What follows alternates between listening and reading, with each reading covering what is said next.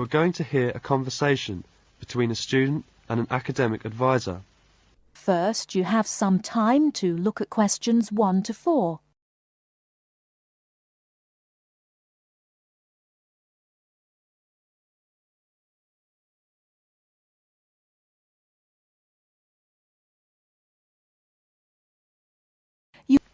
Hello there, you must be Jane. Please come in. My name is Mrs. Dunstan. Hello, Mrs. Dunstan. Pleased to meet you. All right, now, let's see. Now, you're interested in attending university in Canada, is that right? Yes, and I have a lot of questions to ask you. Okay, but before I begin to answer your questions, I need to ask you a few questions first. Now, your major is... Engineering. Mechanical engineering. Right, and where did you graduate? I graduated from the Beijing Institute of Machinery in July 1998. I completed my bachelor's degree. Okay, now, I'm assuming you'll want to continue studying in that field, am I right? Actually, I'd prefer to do an MBA if possible. But if I have no other choice, then I'll continue in mechanical engineering. Okay, now, are you familiar with the requirements for an MBA degree? Yes. Before you hear the rest of the conversation, you have some time to look at questions 5 to 10.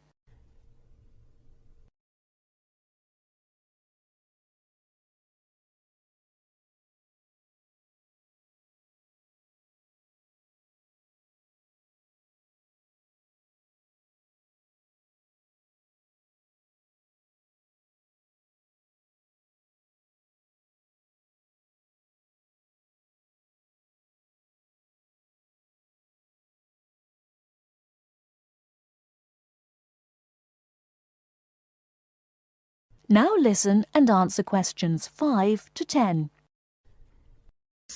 I think I need to do well on the GMAT, and I'll definitely need the TOEFL or Ielts, right? That's right. You'll need at least 600 on the TOEFL or 6.5 on Ielts. In addition, you need to have completed a bachelor's degree too. Did you take the GMAT yet? No, but I plan to take it in August. The requirements for a master's degree in engineering are a little different. You'll need to take the GRE and of course the TOEFL or Ielts. I see. And when do I start to apply? The best time to start the application process is in November or December of the year prior to your intended year of study. Application forms are usually available in September or October. Which schools in Canada offer the MBA degree?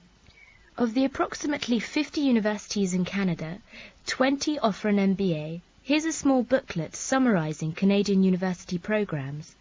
You'll find all the information on page 22. Great. Thanks. And how about tuition and scholarships? Tuition for MBA programs has been steadily increasing. Some universities now charge the full tuition, meaning that there is no government subsidy. Those universities cost about $10,000 per year, and it's a 2-year program. Other universities are still government subsidised, so the tuition is only about $4,500 per year. In terms of scholarships, usually the top 5 students entering the MBA program are given a generous scholarship. All other students have to pay the full fees.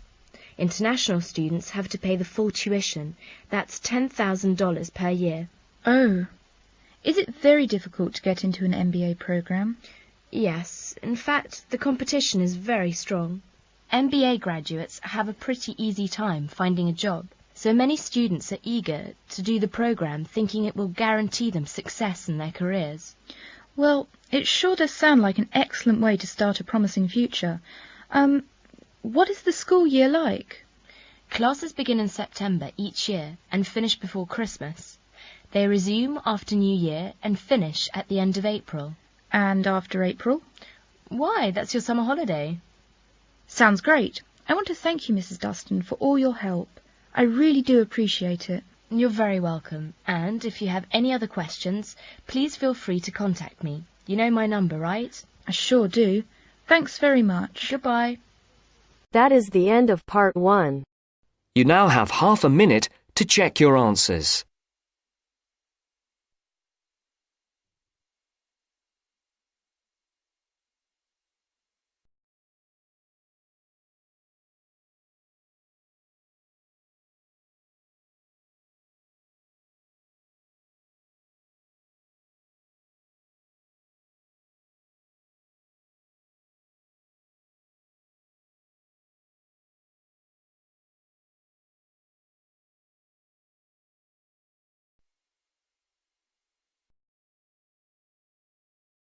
Now turns to Part 2. Part 2. First, look at questions 11 to 14.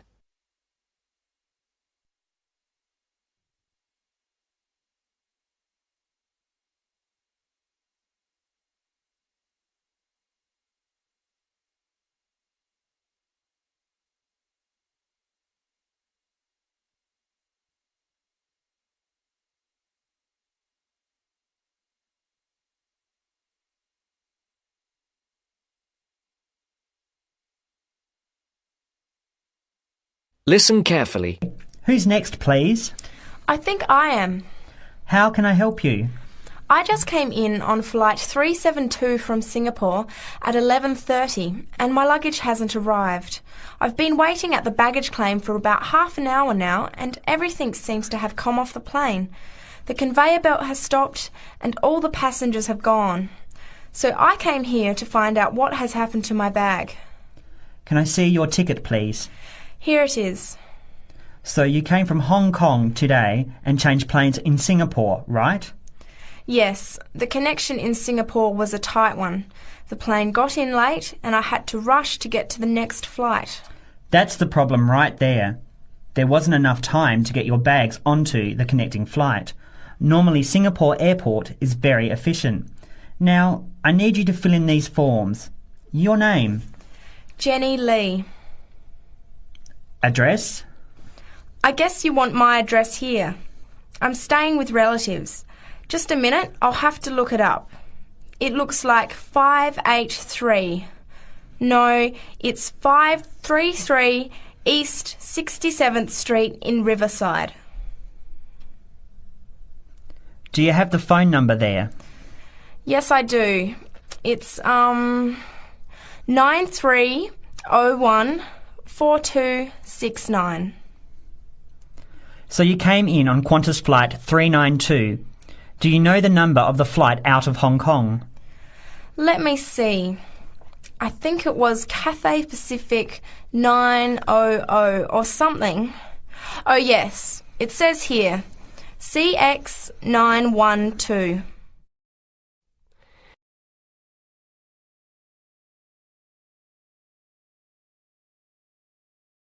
Before the broadcast continues, look at questions 15 to 20.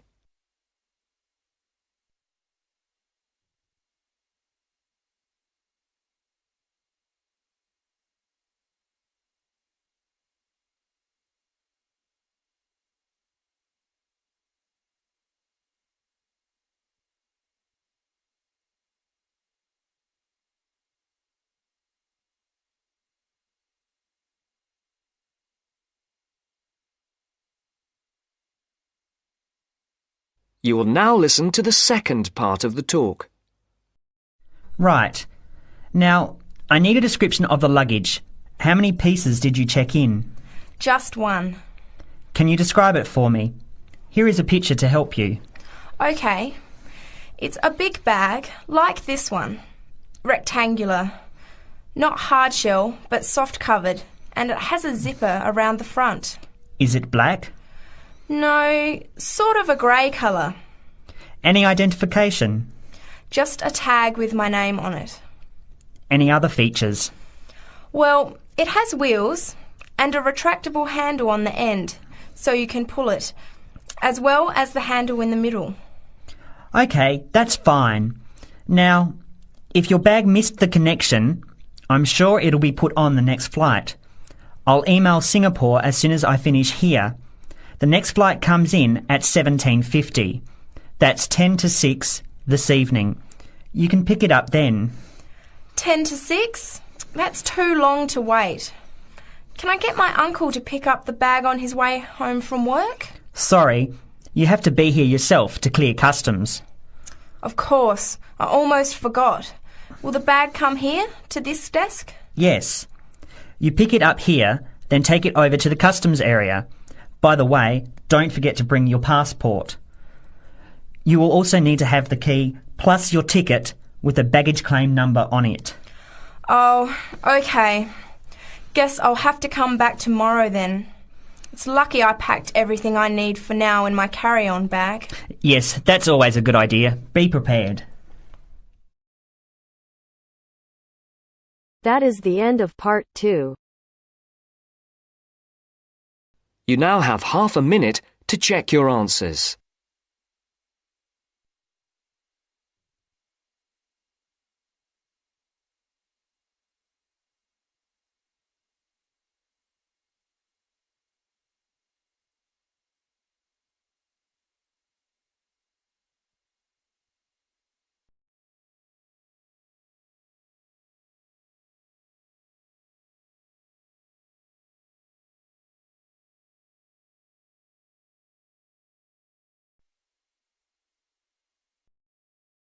Now turns to part 3.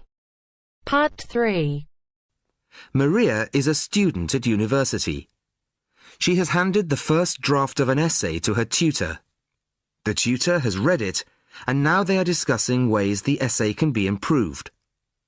First, you have some time to look at questions 21 to 25.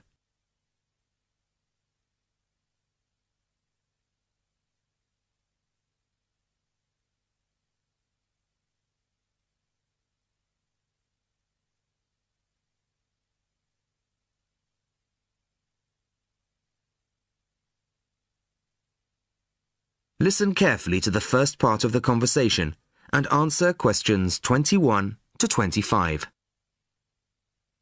Well, Maria, I have to say I was quite impressed by your essay.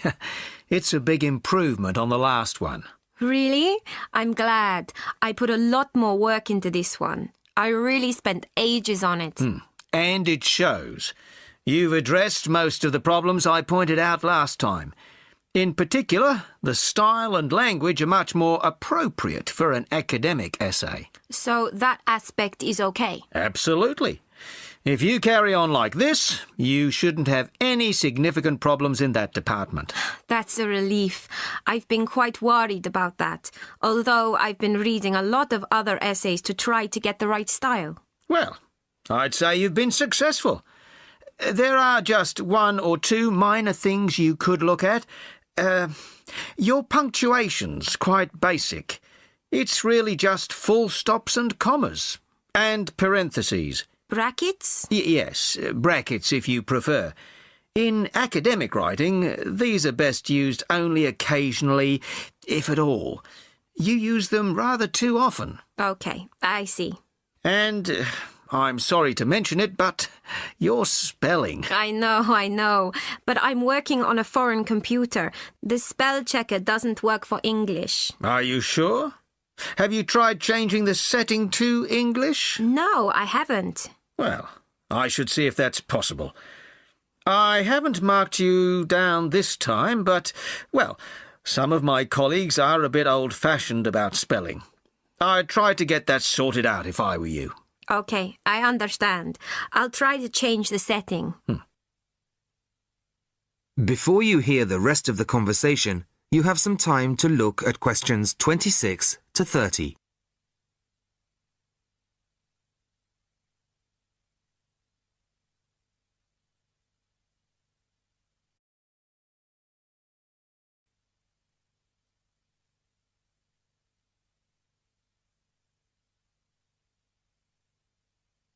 Now listen and answer questions 26 to 30. The only major problem I have with the content of your essay is the introduction. The introduction should, well, introduce the theme of the essay. You've put some of the most important points there. For example, this bit. The statistics about the growth of railways in the 1850s. That really should go in the main body of the essay. And so should this paragraph about changes in patterns of employment. In general, I'd say your introductory section should be no more than half as long as it is at the moment. Okay. And I should move those points forward? Precisely. And going back to the railways, they're one of the most significant factors for change in this period. But apart from those statistics in the introduction, you only briefly mention them. I'd like to see a lot more on that, and the influence the expansion of the railways had on patterns of social and economic behaviour. You mean how with the railways people could travel to find work and could meet people from other areas? Exactly. Then in the midsection, well, it's not a big thing, but this quotation from the Times. You think it's too long? Well, you said it. I couldn't think of a way to shorten it. Do you think it's really necessary? You mean I could just get rid of it? Yes. You've already made the point and backed it up with other evidence. The quotation's redundant, really. OK, well, that'll be easy. There were various other minor points, which I've noted in the margins. You can look at those later. But moving forward to the end here, I wasn't quite sure what this meant. The final paragraph? Yes. Are you saying that, on the whole, the changes of the mid-19th century tended to improve the lives of ordinary people or not? It's not very clear. It's not? No, it isn't. I'd add a few lines clarifying your position. OK. When do you want the final draft? No, the end of term will be fine. But there was just one other thing, the bibliography. Did you really read all these books? No. Just the books you actually consulted will be fine. You don't need to include everything ever published on the subject. Right, OK. Thanks. Bye. Goodbye. That is the end of part 3. You now have half a minute to check your answers.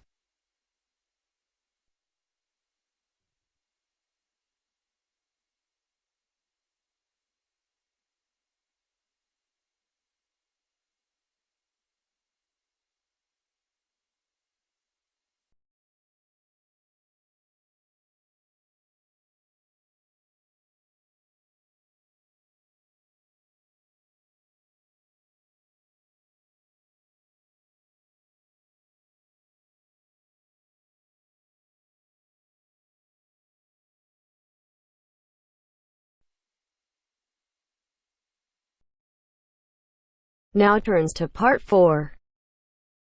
Part 4. You will hear a talk given by Dr. Miranda James. First, you have some time to look at questions 31 to 35.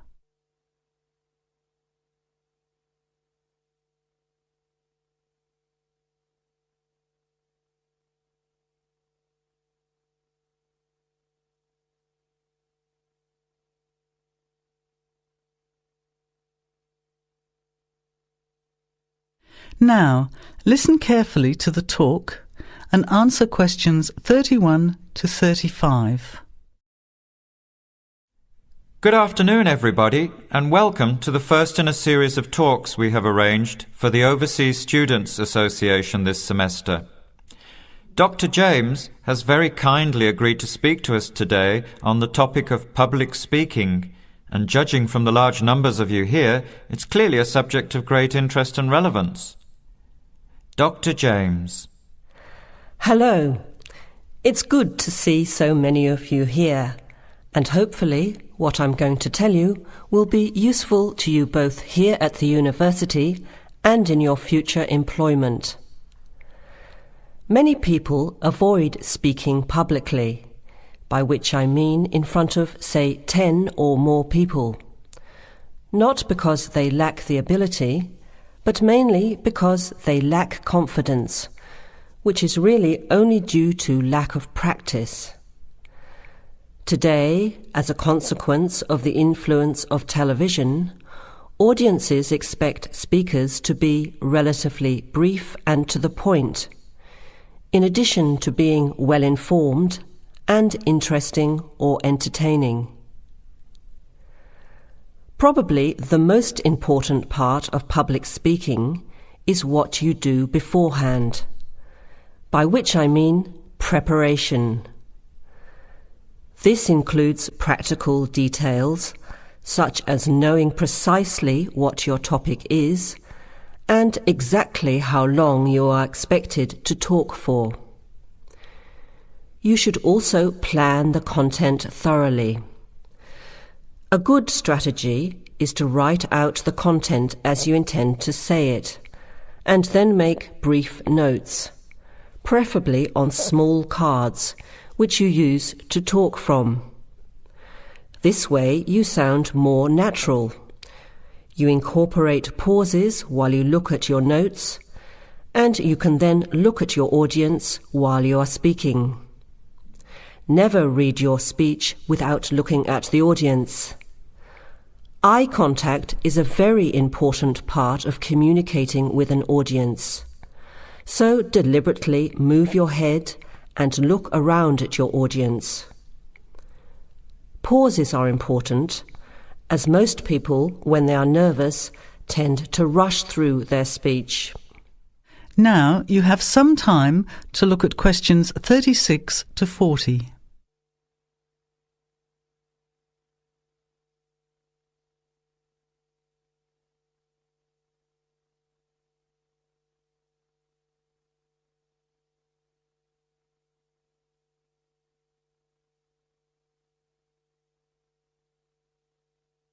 Now listen and answer questions 36 to 40. Practice speaking slowly. This gives you more time to pronounce your words correctly. It's always easier for your audience to listen to someone whose speaking is clear and calmly paced, so that they can understand the ideas being explained. And the bigger the group, the more slowly you should speak. Remember to project your voice, speaking clearly to the person furthest away from you. It's a good idea to rehearse and record yourself. Pay attention to your intonation when you listen to yourself. It's even harder if you're speaking in a second language, I would imagine. But there's nothing worse than listening to a flat, monotonous voice. So try to vary your tone and rhythm. This will add meaning to your words. Lastly, pay attention to both your posture and your gestures. A confident person stands or sits in a small group with their head up, chin out, and shoulders back. Try to avoid scratching or fiddling with your hair or beard, or pens, jewellery, and so on. These movements can distract and irritate your audience. Yet you may be unaware of them yourself. Another reason for rehearsing, preferably with feedback from a friend, or better still, on video. I hope these few tips will make your experience of speaking in public a little easier. Remember, practice makes perfect. That is the end of part 4. You now have half a minute to check your answers.